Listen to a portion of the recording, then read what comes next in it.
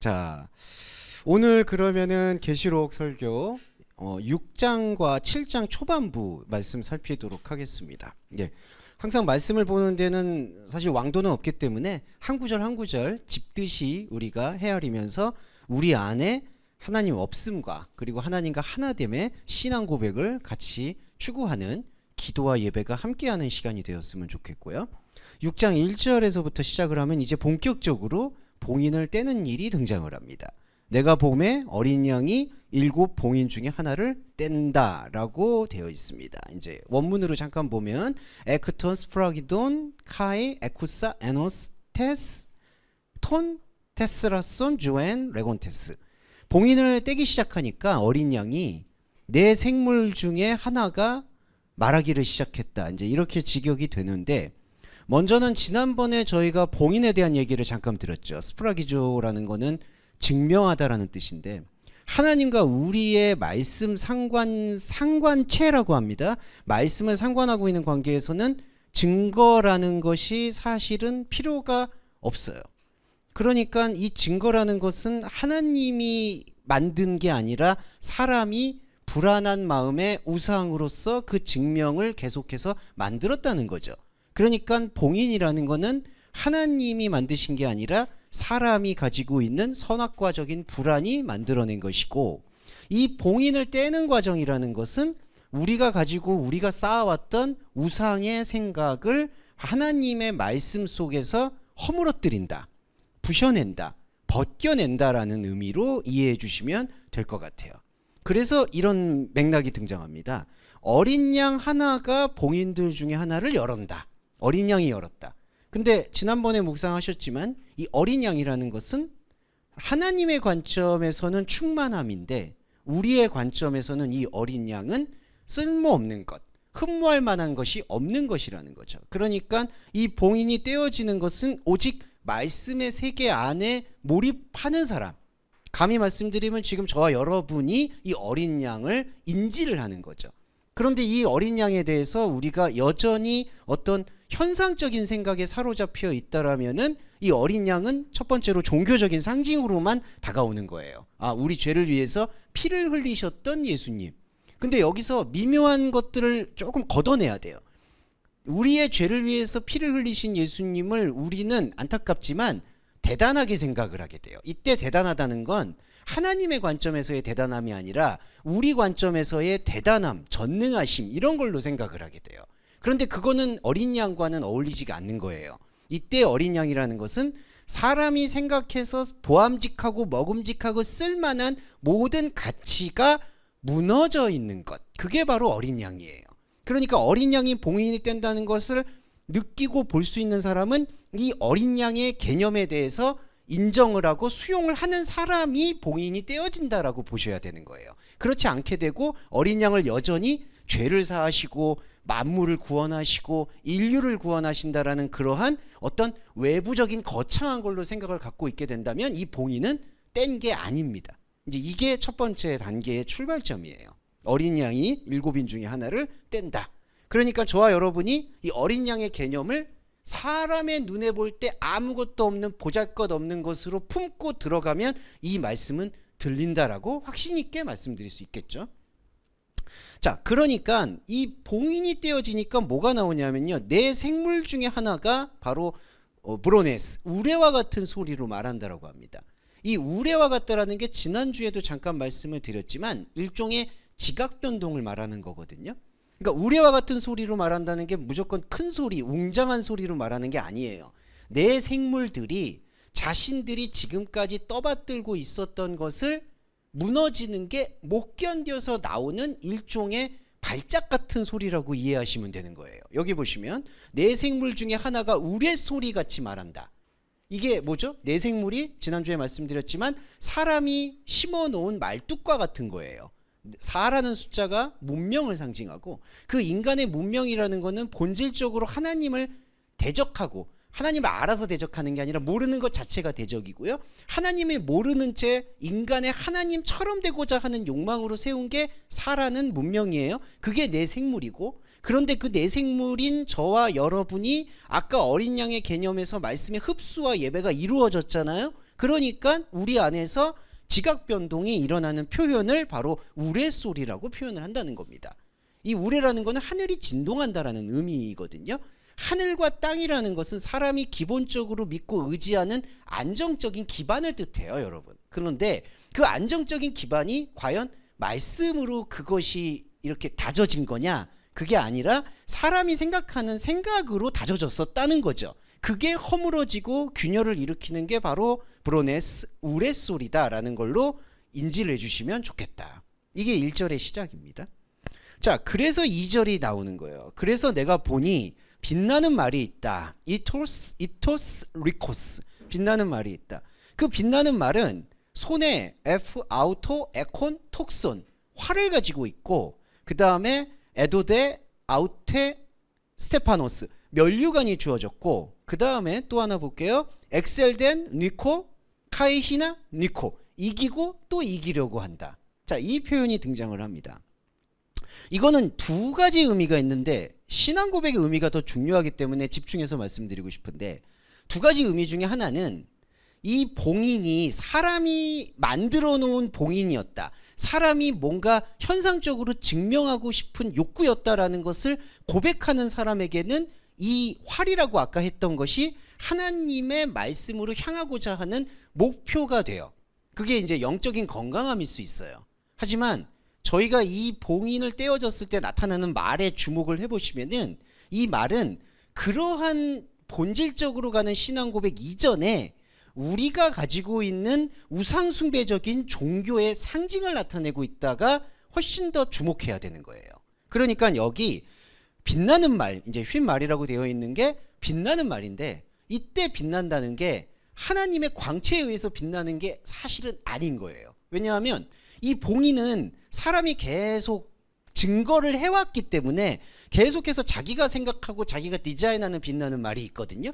그러니까 봉인이 떼어지니까, 우상숭배적인 것이 떼어지니까 이 빛나는 말의 실체가 보인다라고 여기서 이해해 주시면 되는 거예요. 왜냐하면 이기고 또 이긴다라는 얘기가 딱 들으면 되게 건강해 보이고 더 확실해 보이는 것처럼 느껴지는데, 반복의 요법에는 두 가지가 있는 게, 반복한다라는 거는 자기 자신을 솔직하고 있는 그대로 바라본다라는 뜻이 성경 말씀의 본 뜻이에요. 아멘 아멘이라든지 뭐 믿고 믿으며, 그 다음에 사망 위에 사망 혹은 은혜 위에 은혜, 뭐 이런 표현들. 그런데 여기 보시면 이기고 또 이긴다라는 이 반복은 그렇게 자기 자신을 성찰하려는 그러한 입장이라기보다는 이 빛나는 말이라고 하는 증명되고자 하는 그 욕구에 사로잡혀 있는 내 안에 있는 종교성이 계속해서 무언가를 이기려고 한다는 거죠. 그런데 진짜 이김은 무엇이냐면은, 말씀에서의 이김은 대적이라는 적이 보이지 않는 상태, 소멸되는 상태가 이김입니다. 저번에도 다니엘 말씀드렸지만 사자굴에 들어갔을 때 사자가 다니엘에게서 피냄새를 맡지 못했기 때문에 아무 상관이 없어지는 상태, 그게 이제 이사야서에서도 천국의 모형으로 좀 나왔었죠. 그렇게 사자와 아이가 같이 뛰논다. 이게 어떤 이 감정적인 화평을 얘기하는 게 아니라 서로가 서로에게서 그 야만성이라고 하죠. 야수성이라고도 하는데, 그 하나님처럼 되고자 하는 그 욕망이 이렇게 탈색된 상태가 바로 대적이 없어진 상태예요. 그러니까 진짜 이김이라는 것은 내 안에 마귀도 보이지 않고 사단도 보이지 않는 상태가 사실은 이김이에요. 그게 아마겟돈에서의 승리예요. 근데 여기서의 승리는 뭘까요? 이기고 또 이긴다라는 것은 지금 이겼는데 또 싸울 상대가 보인다는 얘기를 암시적이고 역설적으로 얘기했다는 거죠. 그러니까 이 빛나는 말은 하나님의 말씀을 겉으로는, 표면으로는 소유했는데 계속해서 그 하나님의 말씀을 내적인 자기 세계의 확장, 말씀의 확장으로 사용하지 아니하고 외부의 적을 때려잡는데 혈안이 되어 있다라는 게 사실은 신앙 고백의 본질이 되어야 된다는 거예요. 면류관을 쓰고 이기고 또 이기려고 한다. 이게 아주 한 끗 차이가 되는데, 하나님의 말씀을 힘입어서 이기려는 게 아니라 하나님의 말씀을 빙자해서 내가 무언가를 이루고자 하는 그 욕구를 말하고 있다는 거예요. 이게 바로 2절에 면류관을 받아 이기고 또 이기려고 한다라는 겁니다. 자, 그 다음에 둘째 인으로 가볼게요. 3절에 둘째 인을 뗄 때에 둘째 생물이 말한다. 이게 다 아까 내생물이라는 것은 사람이 세워놓은 말뚝이에요. 그 사람이 세워놓은 말뚝들이 하나님의 말씀에 의해서 봉인이 해제되니까, 증명이 해제되니까 우레와 같은, 그러니까 균열된 고백을 일으킨다라고 생각하시면 됩니다.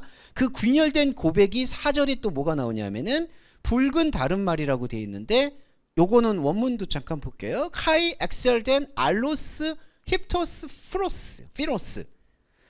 붉은 다른 말이라고 되어 있는데, 이 다르다라는 뜻이 뭐냐면요, 이거는 좀 알로스라는 단어를 좀 풀어드릴게요. 앞에 말이 나왔었죠. 빛나는 말.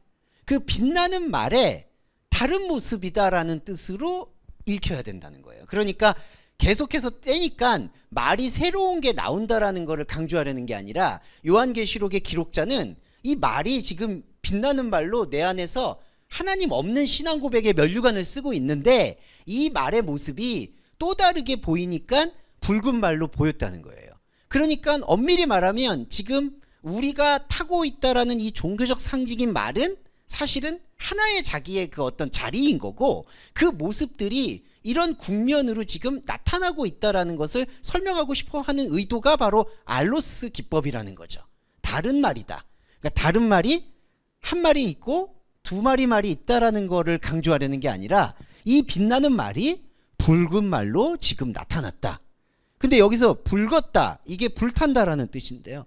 불탄다라는 의미는 하나님의 말씀의 관점이 아닌 상태에서 보면 두 가지 다 재앙이에요. 무슨 뜻이냐면, 불이라는 게 뜻하는 거는 정화한다. 정화라는 거 아시죠? 그러니까 뭔가 깨끗이 한다, 정화한다, 소멸시키다라는 뜻이 있음과 동시에 역설적으로 계속 뭔가를 깨끗이 하려고 하는데 그게 깨끗하게 되어지지 않아서 계속해서 내버려 두는 상태, 이걸 꺼지지 않는다라고 얘기하죠. 그러니까 불이라는 건 두 가지 의미예요. 뭔가를 깨끗이 하고 싶어서 불태우는 소멸의 욕망이 첫 번째. 두 번째는 근데 계속 소멸하는데도 계속 부정한 게 보여요. 이게 인간의 선악과적 본성이죠. 계속 씻으면요, 씻는다라고 우리 완전히 이게 잘못하면 편집증 환자가 되는 건데, 내가 죄를 다 씻는다라고 생각을 해도 죄는 또 보여요. 그러면 진짜 죄송한데 목사님들이 혹자 이렇게 얘기하죠. 죽을 때까지 죄를 씻으라고. 그게 말이 됩니까? 그걸 계속 씻다 보면은 그 안에 불을 품게 된다는 거예요. 이게 불금의 묘사가 됩니다. 그러니까 불이 그만큼 우리 안에서 하나님의 말씀으로 다가오지 않으면은 아주 곤란한 거예요. 붉은 달인말인 것은 바로 우리 안에 있는 그 종교적인 욕망을 얘기하는 겁니다. 자, 그 종교적인 욕망이 뭘 빙자하냐면요, 한글 번역은 허락을 받아 땅에서 화평을 제하여 버린다 라고 이렇게 되어 있는데, 화평을 제하여 버린다는 뜻을 좀 직역을 해보면 이렇게 되어 있어요. 에도데 아우트로 라베인 텐 에이렌엔 아포테스게스. 그래서 이걸 직역을 해보면 뉘앙스가 뭐냐면, 이 땅으로부터 평화를 이루려고, 평화를 성취하려고 주어졌다, 붉은 다른 말이. 이 라베인이라는 단어가 한글 번역에서는 제한다라고 되어 있지만, 성구사전을 여러분 보시면 이 람바노 라베인은 다른 데에서는 다 취한다, 수용하다, 받아들인다라는 걸로 번역이 돼요. 그냥 여기서 의역을 해버리는 거예요. 여기서는 그 뜻이 아니라요, 붉은 다른 말은 명분이 뭐냐 하면은 평화를 수용하려고, 그러니까 곧 평화를 이루려고 칼을 휘두른다는 거예요. 참 이상하죠. 평화를 이루려는데 왜 칼을 휘두르는 걸까? 그러니까 이게 바로 목적이 압도되어 버린 기독교 신앙의 전말을 나타낸다는 거예요. 옛날에 그 책 제목이 있었죠. 목적이 이끄는 삶이라고. 예, 젊은 형제님은 그거 모르시겠지만은 제가 젊었을 때는 막 그런 거 되게 막 열풍적이었었어요. 그러니까 목적을 위해서 뭔가 기도를 하고 목적을 위해서 해야 돼서 그 목적이 선한 영향력을 이루면은 누이 좋고 매부 좋은 거다. 뭐가 좋아요, 이게. 아주 사람이 정말 황폐해지기 딱 좋은 지름길입니다, 진짜. 예, 왜냐하면 저도 이제 죄송한 말인데 피해라고 말씀드릴게요. 피해자 중에 한 사람이기 때문에 그렇게 목적으로 광분에 있더니 남는 거는 아무것도 없어요, 여러분. 아니, 아무것도 없는 게 뭐야? 마이너스예요. 뭔가 심리적으로도 그렇고 삶에서도 마이너스가 됩니다. 자, 목적이 뭐냐면 이 붉은 다른 말은 불을 품었죠. 불은 우리한테 젤로스, 열정을 심어줘요. 그래서 우리가 가지고 있는 기초적인 에너지를 뭔가 종교적인 선한 영향력을 위해서 사용하도록 부채질을 해요. 그 부채질 중에 제일 잘 보이는 게 에이렌의 평화예요.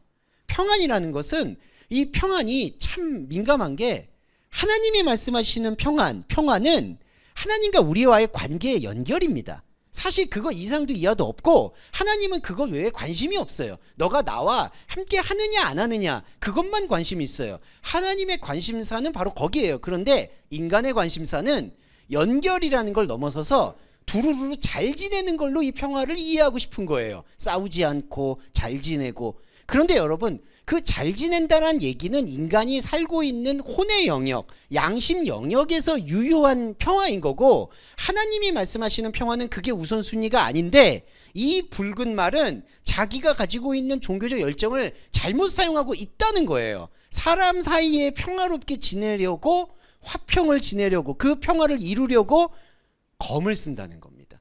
왜 검을 쓸까요? 말을 안 들으니까. 여러분 잘 아시겠죠? 사람과 사람 사이에서 화평이 어떻게 일어날까요? 누구 한 명이 엄청나게 힘이 월등하거나, 어떤 한 사람이 엄청나게 지식이 많거나, 어떤 한 사람이 엄청나게 존경을 받을 만한 인물이 지도자가 돼야지 그게 평화가 돼요.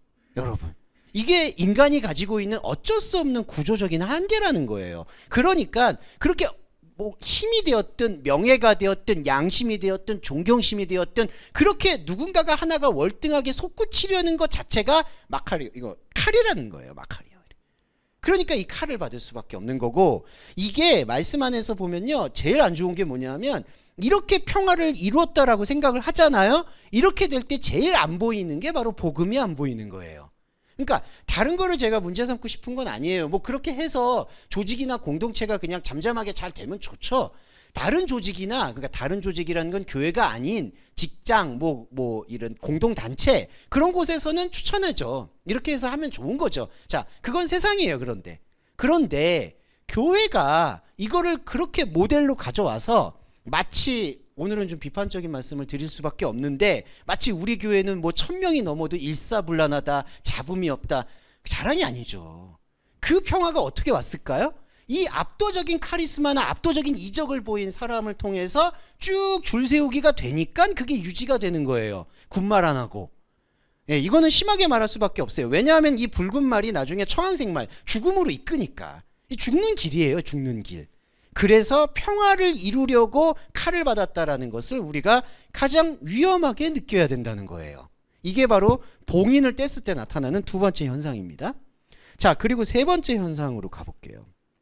5절에 셋째 인을 뗄 때에 내가 들으니 셋째 생물이 말하되 오라 하기로 내가 보니 검은 말이 나옵니다. 이 검은 말, 이 히포토스 멜라스, 이 검은 말이라는 것도 붉은 말하고 비슷한 연장선상이고 같은 말의 다른 국면인데, 이 검다라는 뜻이 뭐냐면요, 모든 걸 다 덮어버리겠다라는 뜻이 강해요. 이 검다.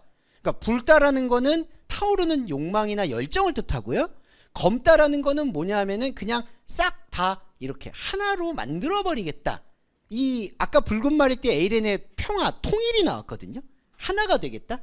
이게 하나님과 나가 하나가 되는 게 아니라 사람의 생각으로 하나가 되겠다는 뜻이고, 사람의 생각으로 하나가 되겠다고 하니까 이 검은 말이 등장을 하고, 하나가 되려고 하다 보니까 완벽한 인간적 코스모스, 인간적 질서를 위해서 저울을 가져옵니다.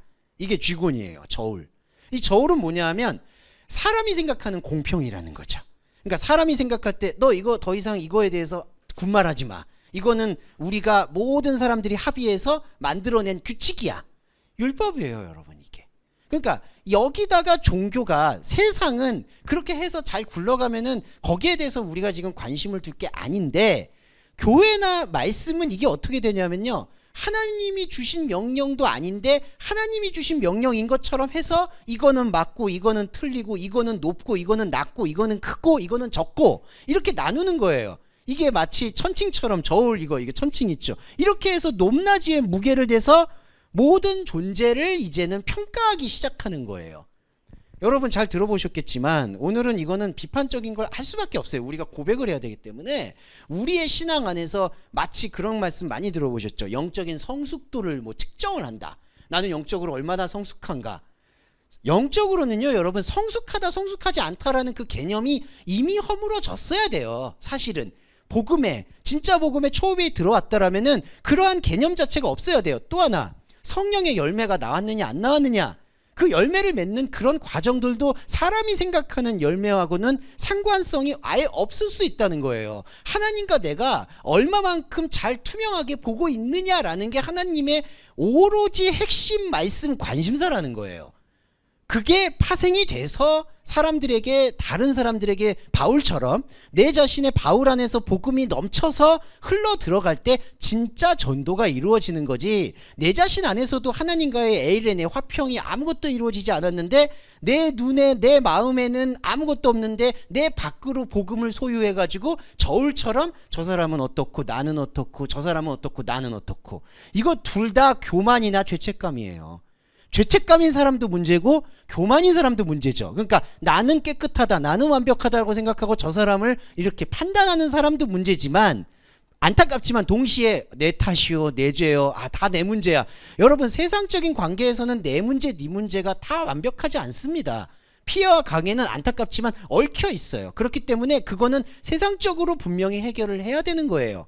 그걸 복음으로 끌고 오게 될 때 바로 이 검은 말이 활개를 치게 되는 겁니다. 그리고 결정적인 게, 이 검은 말이 활개를 치게 되면 어떻게 되느냐, 이게 이제 무서운 건데, 아까 권사님께서도 읽어주신 넷째 인을 떼게 됩니다. 자, 넷째 인을 떼는 것으로써 인간이 말뚝이 박았던 그 봉인들은 다 해제가 되는 거예요. 말뚝이 박았던 봉인이 해제되니까 8절을 볼게요. 이게 나옵니다. 힙토스, 그 다음에 클로로스, 청황색 말. 청황색 말은 창백하다라는 뜻에서 유래했습니다. 청황색이라는 뜻이 창백하다, 죽었다는 뜻이에요. 어디에서 죽었느냐, 하나님에 대해서 죽어 있다라는 뜻을 바로 청황색 말이라고 표현을 하는 겁니다. 그러니까 여러분, 이거를 같이 묶어보면 하나의 말이 있어요. 이 말이라는 거는 결국 인생을 뜻하는 거고 내가 달려갈 길을 간다라고 상징을 하는 건데, 이 말이 빛나는 말이었다가 붉은 말로 변했고, 붉은 말이 검은 말이었다가 여기서 청황색 말로 나타난 거예요. 청황색 말의 결론이 뭐죠? 사망이니 음부가 따르고 있다. 자, 이때 사망은 어떤 사망일까요? 육신 사망하고는 여기서는 아예 관계가 없다는 걸 먼저 못을 바꾸고 가야 됩니다. 육신은 죽는 거라고 표현을 안 하셔야 돼요. 원래 그냥 내려놓는다, 그냥 우리 하는 통용되는 말. 그냥 여기서 말하는 호다나토스는 뭐냐, 하나님과 관계가 끊어져 있는 걸 말하는 거예요, 이 사망. 그러니까 이때 사망은요, 뭐가 소멸이 된다 사망이 아니라 우리가 볼 때 살아있는 것처럼 보이는데 하나님과의 관계에서는 완전히 끊어져 있다. 지옥입니다. 이게 지옥의 활동성이 뭐죠? 음부, 하데스가 아콜루데이, 뒤따라요. 이 하데스라는 게 뭐냐면요, 알아보지 못하는 상태예요. 그러니까 정말 좀 속된 표현으로 똥오줌 못 가리고 그냥 마구잡이로 가는 거예요. 이 양떼가 무서운 게 여러분 아시겠지만, 양떼가 목자가 없으면 뭐 그림자나 하나의 어떤 나무나 풀일만 보였다면 거기로 우르르 몰려간대요. 이게 광기입니다. 광기. 우리 안에서 사실. 그러니까 이 우리가 양이 돼버리면요, 그러니까 자꾸 양이다 목자다 이런 얘기도 하지 말아야 돼요, 사실은. 그래서 저도 목사였지만 깊이 저는 그런 표현을 안 했습니다. 근데 목사님들 모임에 가면 항상 그런 얘기예요. 뭐 양들을 어떻게 해야 돼, 목양, 이런 얘기들은 좋은 의미더라도 하지 말아야 돼요.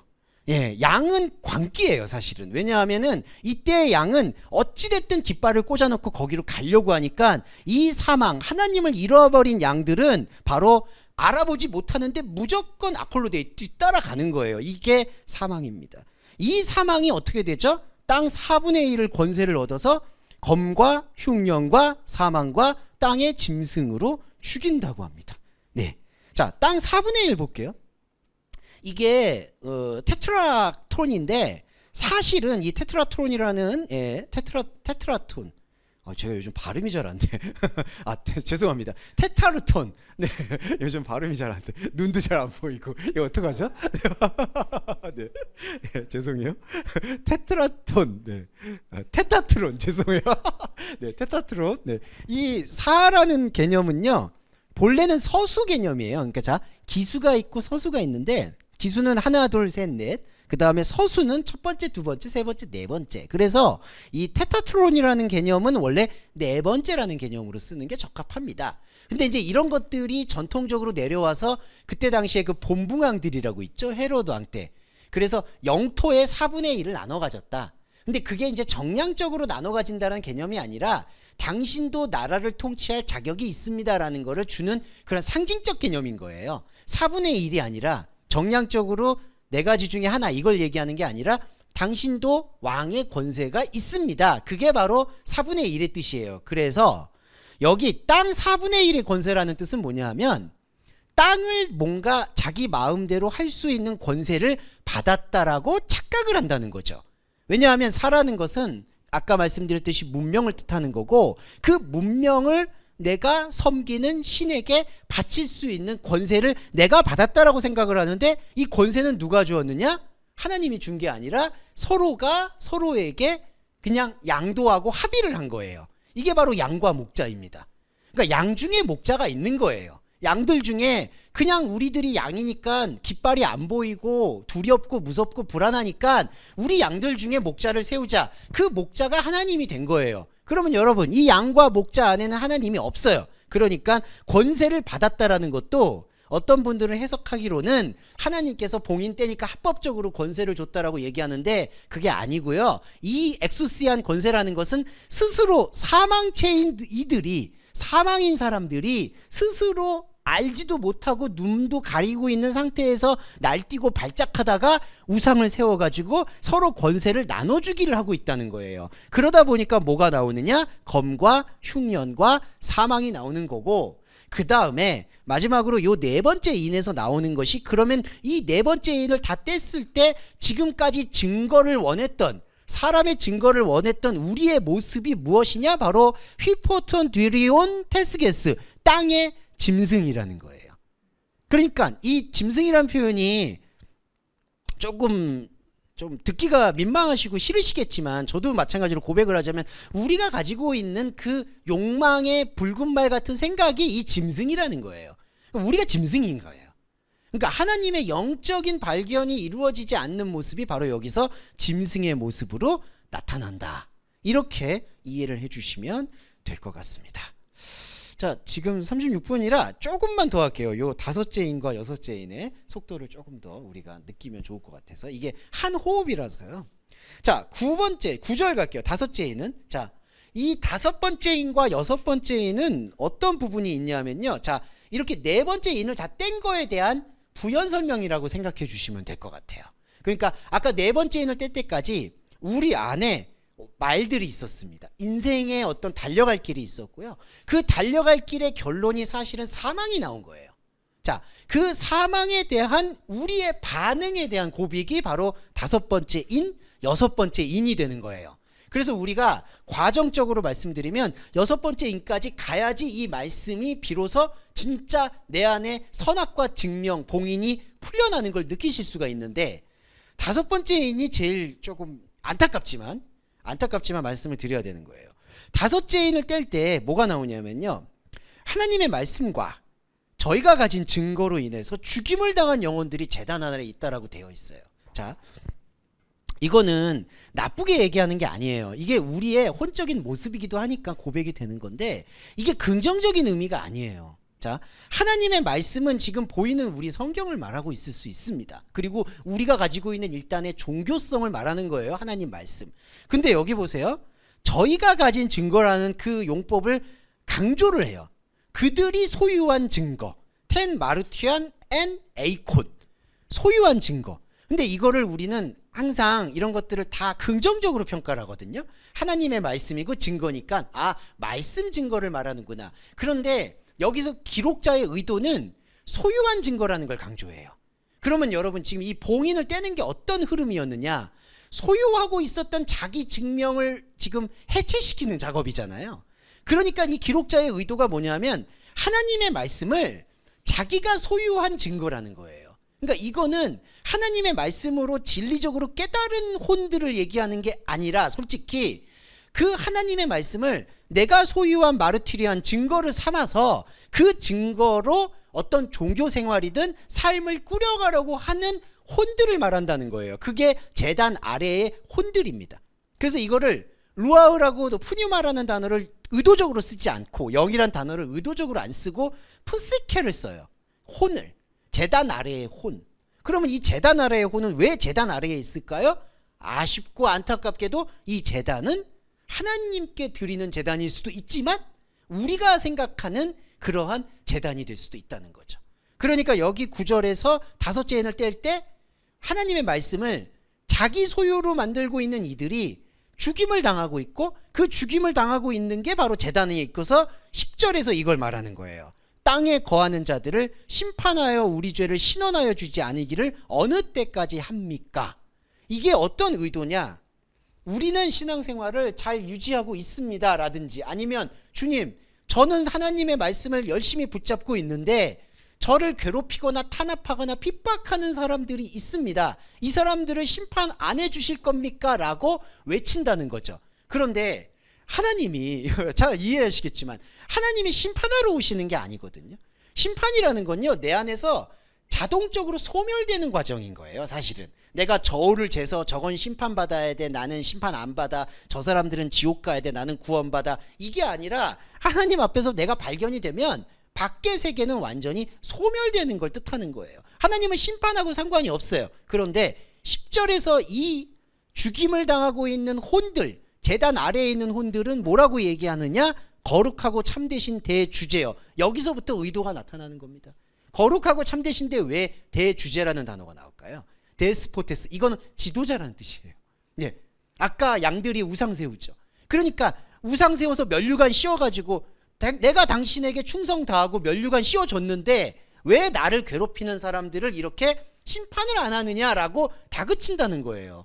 근데 하나님이 지금 그거하고 상관이 있나요? 없는 거예요. 그래서 여러분, 이 다섯째 인을 뗐을 때 나타나는 안타까운 현상은 내가 지금까지 쌓아놓고 있었던 그 종교성이 우리 안에서 누군가를 심판하려는 마음으로만 가득 차 있다. 11절에서 보세요. 각각 저희에게 두루마리를 주시며 말씀하시되 잠시 동안 쉬되, 이 잠시 동안이라는 게 너희들이 여전히 크로노스에 묶여 있구나라는 뜻입니다. 여전히 크로노스에 묶여 있을 때 그 동무종들과 형제, 이거는 너 안에 있는 다른 나들을 말하는 거예요. 이 동무라는 게 같이 나누고 있는 상황이니까 죽임을 받아 그 수가 차기까지 너는 그거를 나한테 말할 것이다 라는 뜻입니다. 죽임을 받아. 그러니까 내 안에 있는 다른 나들이 다 자기가 생각하는 제단 아래에 있는 종교적인 혼적인 의지로 죽을 때까지 너는 거기서 못 나온다. 그러니까 언제까지 심판을 안 할 겁니까? 라고 말하는 그 우상 숭배로부터 너는 못 나간다는 뜻을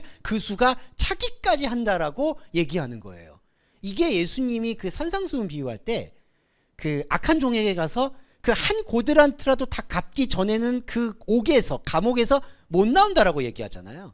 하나님이 감옥에 가둔 적이 없어요. 안타깝지만 인간이 갖고 있는 하나님 대적된 생각이 스스로 가두어서 스스로 빚을 갚으려고 한다는 거예요. 1만 달란트 빚도 아시겠죠? 하나님은 우리한테 채무를 지운 적이 없어요. 근데 사람이 채무를 이렇게 지었다라고 생각해서 내가 이렇게 채무를 탕감받았으니 내가 어떻게든 이 채무에 대해서 은혜를 갚으려고 노력한다. 그게 인간의 도리다. 여러분, 그건 양심 영역이잖아요. 하나님 영역으로 그걸 어떻게 저울질을 합니까? 저울질이 안 되는 거예요. 그런데 여기서도 한 고들한테라도 갚으려고 하는 것처럼 여기서도 내 동무종들, 내 다른 나들이 수가 차기까지 계속해서 죽이는 겁니다. 이거 살인이에요.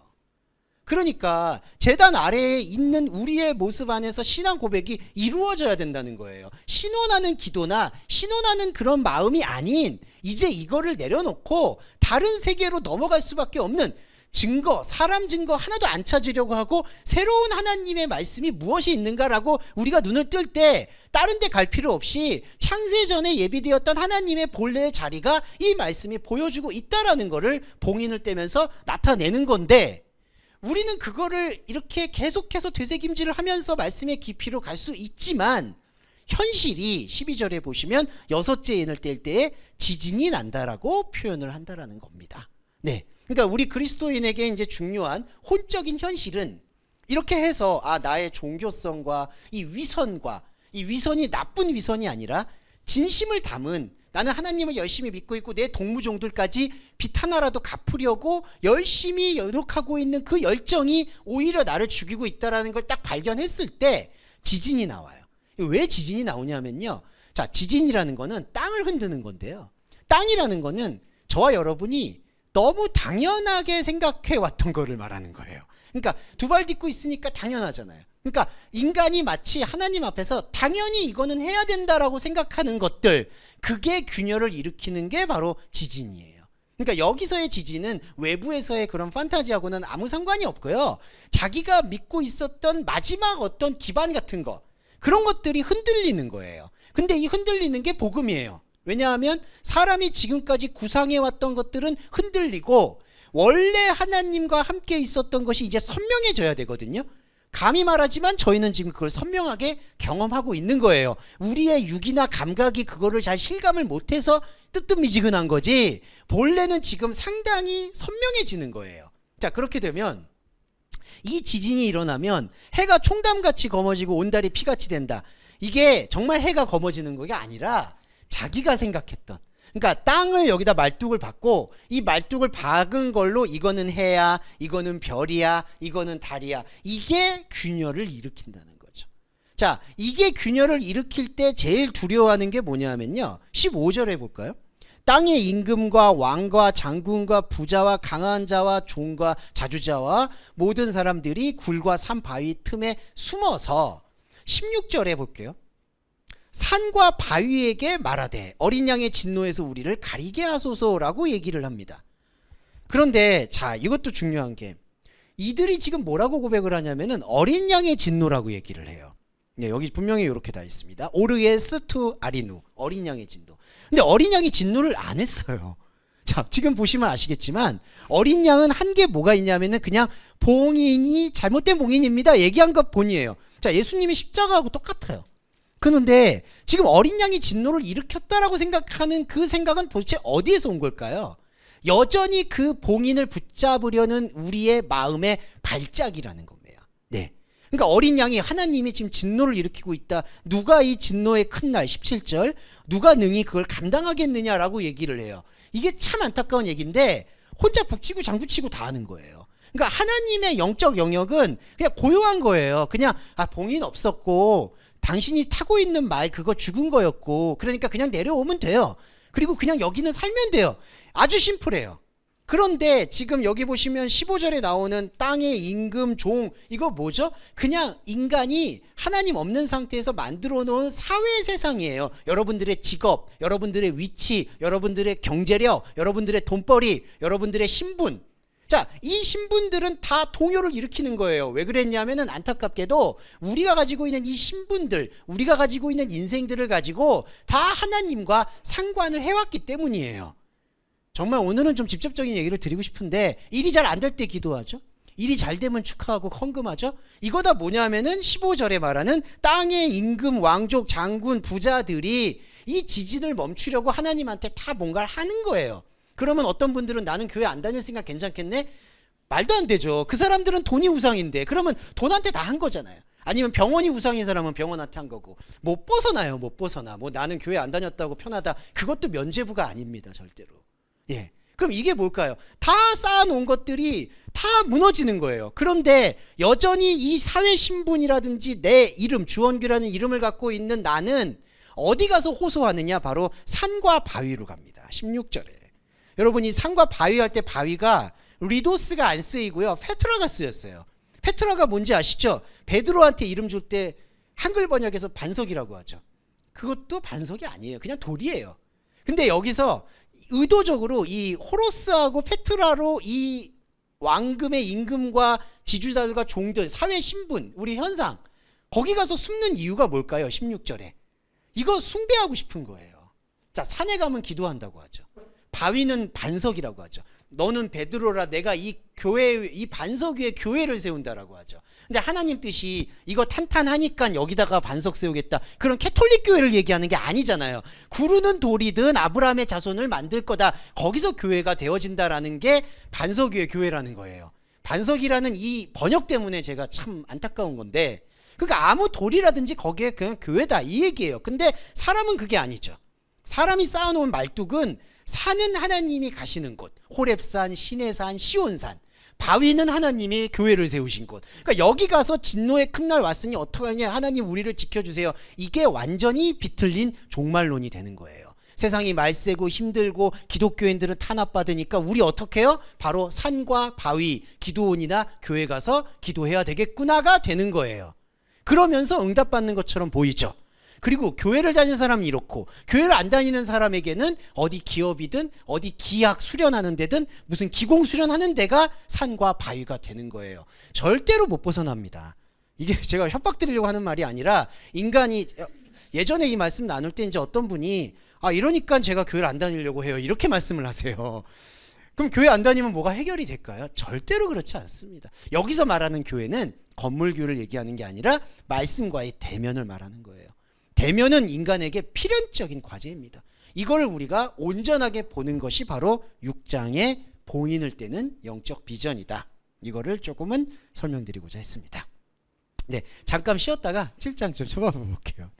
네. 자, 그렇지만 우리가 두 번째 이 7장 초입부는 같이 세트라고 해서 좀 그런데 세트로 묵상을 해주셔야지 7장 후반부를 좀 기능을 할 수가 있어서 7장에 대한 설명을 이제 들어보도록 할게요. 자, 이제 7장의 첫 번째 부분에 보시면은 이 일 후에, 근데 여러분 이런 것도 저번에 말씀드렸지만 이 일 후라는 게 그냥 시간이 지나서 나오는 현상을 얘기하는 게 아니라 관통되었다라고 보시면 돼요. 그러니까 저와 여러분도 아까 지금 30분에서 40분 동안 이 말씀의 흐름을 느끼셨잖아요. 이게 관통이라는 거예요. 우리 안에서 말씀이 꿰어졌다. 그게 바로 메타타우타라는 의미입니다. 이 일 후에 내가 보니 내 천사가 땅 네모퉁이에 선 것을 보고 땅의 사방에 바람을 붙잡아 바람으로 하여금 땅에나 바다에나 나무에 불지 못하게 한다라고 얘기를 하고, 그 다음에 또 봄에 다른 천사가 살아계신 하나님의 인을 가지고 해 돋는 데로부터 올라와서 땅과 바다를 해롭게 할 권세를 얻은 내 천사를 향하여 큰 소리로 외쳐서 말하되 우리가 우리 하나님의 종들의 이마에 인치기까지 땅이나 바다나 나무나 해하지 말라 하더라 라고 얘기가 나옵니다. 자, 여기서 이제 해석에 대한 중요한 방점을 좀 찍어야 되는데, 자, 2절에 다른 천사가 나온다고 해요. 알론 앙겔로스.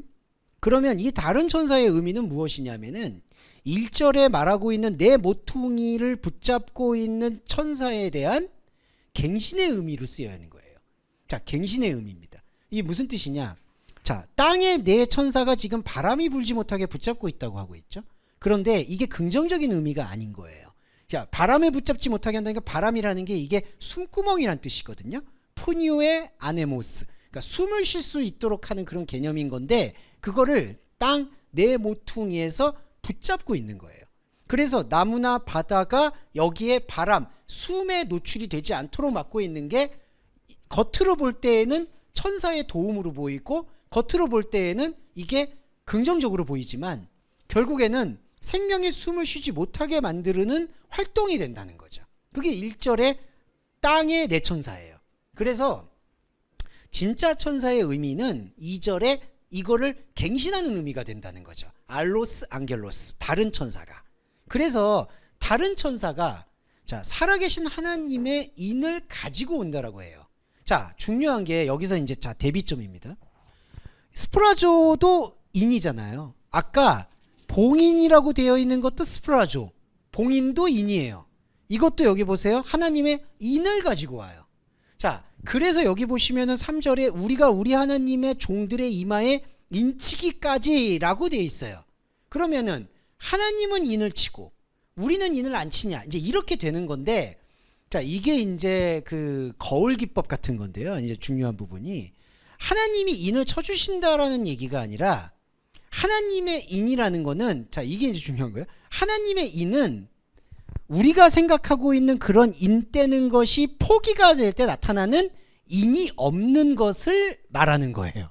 네, 이거 이해를 좀, 그러니까 이거를 수평적으로 이해를 하면은 사람의 봉인이 있고 하나님의 인이 있고, 그래서 하나님의 인 맞으면은 보호가 되고 하나님의 봉인을 맞지 않으면은 저주가 되고, 이거는 사람이 생각하는 수평적인 생각인 거고, 사람은 하나님을 잃어버릴 때 늘 양처럼 깃발, 인, 증명을 꽂으려고 한 거고, 하나님께서는 그거를 어린 양이라는 개념을 통해서 다 떼어버린 거고, 이렇게 떼어버린 그 자체가 우리가 생각하고 말할 수 있는 하나님과의 관계의 완성, 곧 진짜 인이다, 이렇게 생각을 한다는 거예요.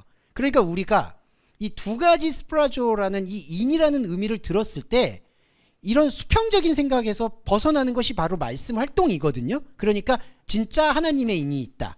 자, 이런 생각은 잘못하면 마귀들이나 귀신들도 있고 다른 신들도 있는데 우리 하나님이 가장 힘센 신이다라는 생각하고 거의 비슷해요. 근데 이게 여러분 축사하는 교회라든지 은혜나 이적을 행사하는 교회에서 비슷하게 갖고 있는 생각이에요. 악한 영들도 있고 악한 귀신도 있고 마귀도 있는데 우리 하나님은 범접할 수 없이 차원이 다르게 강하시다. 그 얘기는 뭐냐면은 마귀나 사탄과의 싸움들이 있다라고 전제를 하게 되는 거예요. 근데 그게 마귀와 사탄만이 아니죠. 마귀와 사탄이라는 건요, 여러분, 기능과 상태를 말하는 거예요. 또 어떤 분들은 기능과 상태니까 그러면 마귀라는 존재가 없는 거냐라고 얘기를 하시는데 존재라는 생각의 개념을 바꿔야 돼요. 사람은 존재라는 걸 자꾸 이런 몸뚱아리라든지 몸이 아니면은 무슨 약간 뭐 돌아다니는 거 이런 걸로 생각하는데요. 하나님의 말씀 체계에서는 그 상태 자체도 존재예요, 여러분. 그러니까 마귀하고 사탄이 존재가 아니다라고 저는 얘기가 아니에요. 마귀와 사탄이라는 건 존재인데 그 존재를 우리가 어떻게 들여다봤냐, 지금까지 막 뿔 달려가지고 아니면은 막 기운이 안 좋아가지고 마치 무슨 무속인들이 제사하는 것처럼 그렇게 막 쫓아내고 뭐 아니면은 마귀가 나를 괴롭혀 우리 가족을 막 가문의 쓴뿌리를 통해서 힘들게 했어 이렇게 말하는 거냐, 그런 맥락이 아니라는 거예요. 마귀와 사탄은 상태로서의 존재인 거예요. 우리 안에서 하나님이 없을 때 나타나는 필연적인 현상들이에요. 자, 그런 것들이 완전히 소멸되려면은 인의 개념이 완전히 소멸이 돼야 돼요. 하나님이 인 맞췄다라는 얘기는 하나님이 야, 저 마귀들 인 맞지 마, 이건 다 떼고 내 인 맞아, 이게 아니라 인을 맞으려고 했던 증명하려는 욕구라는 게 여기 안에는 하나님이 계시는 게 아니구나, 이건 하나님의 복음이 아니구나, 이걸 아는 것 자체가 큰 의미에서 인을 맞은 거예요. 그러니까 결국에는 인 맞은 행위가 없는 거예요, 여러분. 예, 이거를 잘 이해해 주시면 너무 감사할 것 같아요. 그래서 제가 세트라고 말씀드렸던 게 6장에서는 그렇게 인을 뗐는데 7장에서는 인을 치니까 그러니까 이건 하나님이 인치는 거구나 라고 생각을 하게 되는데 이게 요한이 생각하는 거울 기법. 그러니까 우리는 지금까지 증명을 받으려고 했었어. 근데 하나님께서는 그거를 7이라는 숫자를 통해서 다 떼어버렸어. 그 떼어버린 자체가 인이야, 이거를 설명한다는 거예요. 별도로 인을 맞는 게 아니라는 거죠. 자, 그거를 결정적으로 말하고 있는 게 지금 이 초입부에 이게 4절에서부터 열거가 되어 있어요. 내가 입맞은 자의 수를 들으니 이스라엘 자손의 지파 중에 입맞은 자들이 14만 4천이니 유다, 르우벤, 시므온, 이런 식으로 해서 8절까지 쭉 내려갑니다.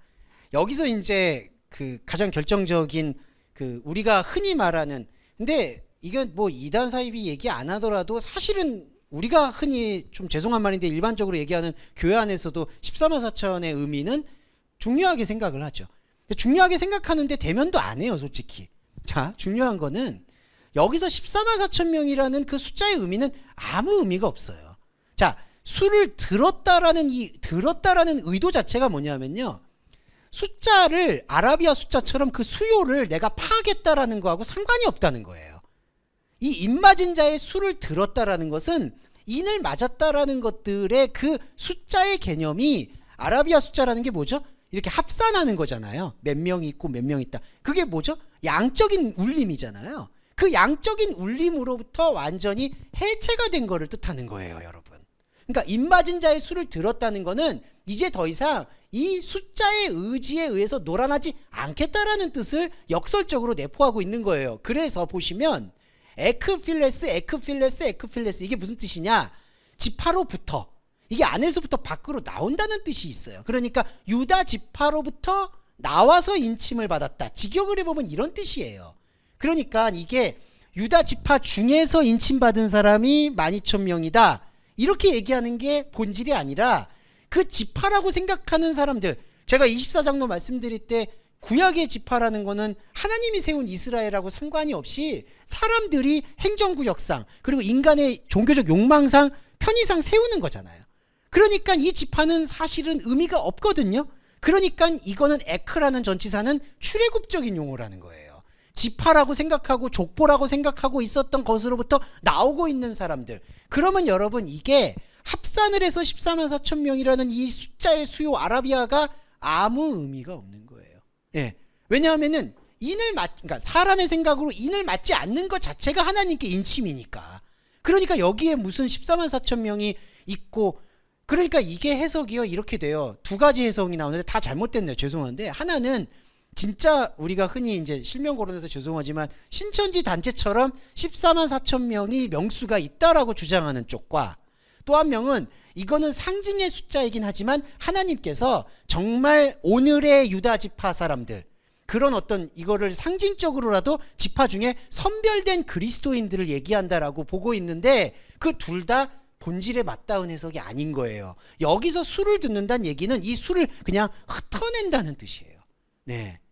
그래서 인침을 받는다라는 거에 대해서 상당히 중요하게 생각을 하는 건데, 제가 왜 여기에 대해서 이 초반부에 이 얘기를 좀 못 받고 가냐 하면요, 계시록을 읽을 때나 계시록이 아니더라도 우리 마음속에 이 양의 심리에 대해서 우리가 이걸 깨야 될 필요가 있어서 그래요. 자, 하나님께 인을 맡는다라는 거를 문자로 우리가 받아들이게 되면요, 그게 상징적이 되었든 뭐가 되었든 내 안에 이게 딱 응어리가 져 있어요. 여러분, 내가 하나님께 인침을 받았는지 안 받았는지, 내가 천년왕국에 들어가는지 안 들어가는지, 여러분 이게 아주 깊게 내재가 돼 있어요.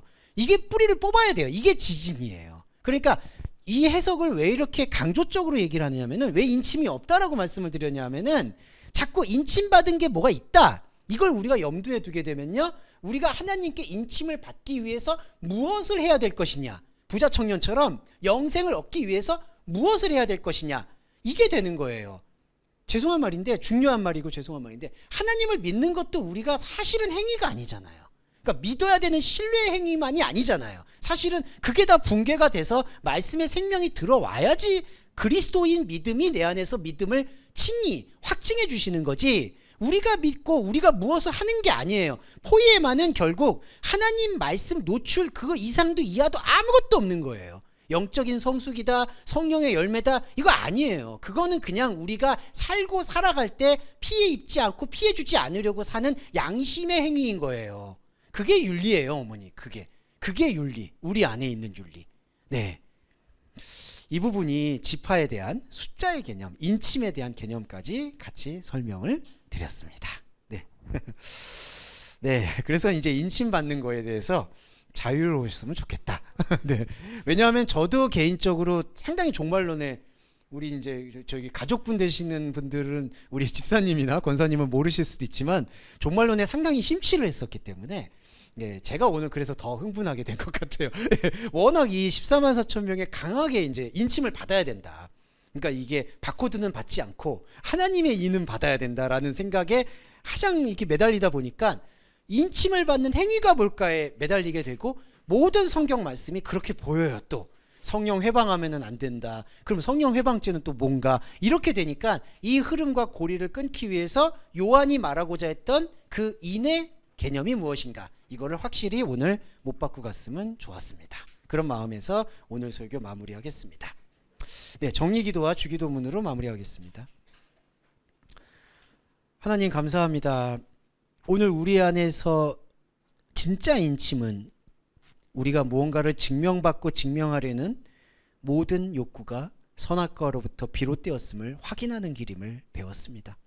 이 배움은 비록 우리가 혼적인 배움으로 시작하였으나 우리 안에 있는 영적인 세계를 드러내는 것에 부족함이 없음을 또한 고백합니다. 사랑하는 주님, 그럼에도 불구하고 우리 동서말씀교회 교회 여러분들이 한 주간 한 주간 삶을 꾸려가는 데 있어서 여러 현상적인 어려움들에 시달리고 있습니다. 경제적인 어려움도 있고, 건강에 대한 우려도 있고, 무엇보다 관계에 대한 어려움도 있을 수 있습니다. 사랑하는 주님, 그러나 이 모든 것들을 우리가 외면하지 않되, 이 모든 것들을 하나님의 말씀과 결부시키려는 것들을 단호히 거부하는 말씀체인 우리 동서말씀교 교회 여러분들 앞에서 이 모든 문제들이 최소화될 수 있도록 배려해 주시기를 간절히 소원합니다. 경제적인 어려움이 있다면 그 어려움들이 최소화될 수 있도록 길을 열어주시고, 건강에 어려움이 있다면 그 건강을 최선하고 베스트로 치료받을 수 있도록 하는 루트가 열릴 수 있도록 허락해 주시고, 그리고 관계에 어려움이 있다면 그 관계를 애써 좋게 만들려는 것보다는 그 관계가 더 투명해지고 그 관계가 더 원활해질 수 있도록 배려해 주시기를 간절히 소원합니다. 그러함으로써 우리 동서말씀기 교회 여러분들이 오직 하나님의 투명하고 정미한 말씀 행위에만 집중할 수 있도록 배려해 주시기를 또한 간절히 소원하며 우리 주 예수 그리스도의 이름으로 감사하며 기도드립니다. 아멘. 주기도문 함께 하겠습니다.